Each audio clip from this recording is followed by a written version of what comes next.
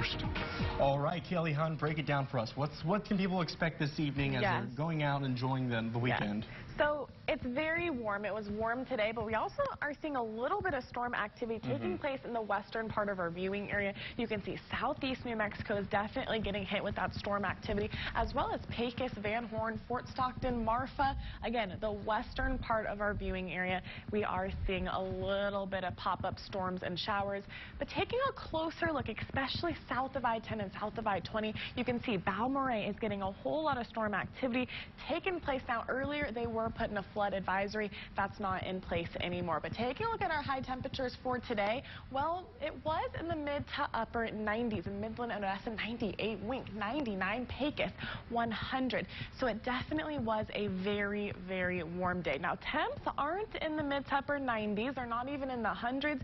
We're looking at temps in the mid to lower 90s in Midland, Odessa, 83 in Wink, though, and 84 to the western part of our viewing area. But taking a look at the temperature change, well, in the Permian Basin, we're seeing about a 2 to 6 degree difference, but for the rest of the viewing area, looking to be just a little bit cooler by 2 to 3 degrees.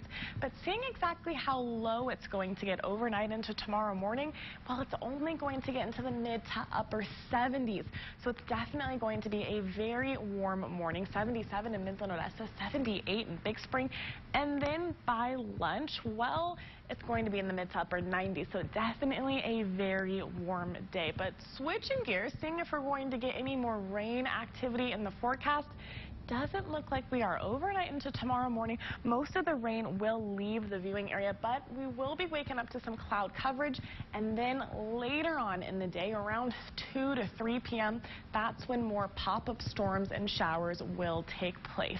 And it's going to take place south of I-10, even south of I-20, hitting Marfa and Fort Stockton and a little bit of the northern basin. And throughout the day, that storm activity will begin to make its way into the Permian Basin later on in the evening around 8 p.m. So yes, there is some chance for some pop-up storms and showers for tomorrow. But switching gears, looking at the wind speed for today, it was a little bit breezy. Midland, Odessa was 22 mile-per-hour gusts, Wink 26, Marfa 35, and southeast New Mexico was in the 30s as well.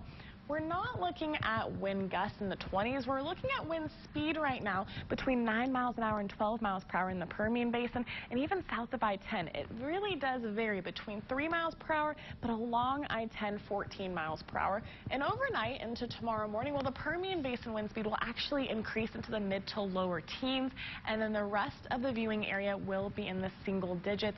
But here's a look at later on. Well, it is going to get increased into the mid to upper teens for most of the viewing area. But here's a look at the almanac forecasted for today. Well, like I said, it was a very warm day. 98 was our forecasted high. Average for this time of year is 95. Even our low was above average. 74 was our low. Average for this time of year is supposed to be in the lower 70s.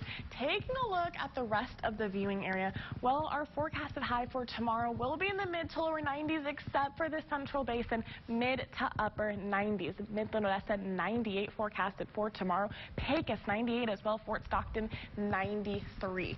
Looking at the mountains, a little bit cooler in the mid to upper 80s because of that storm activity.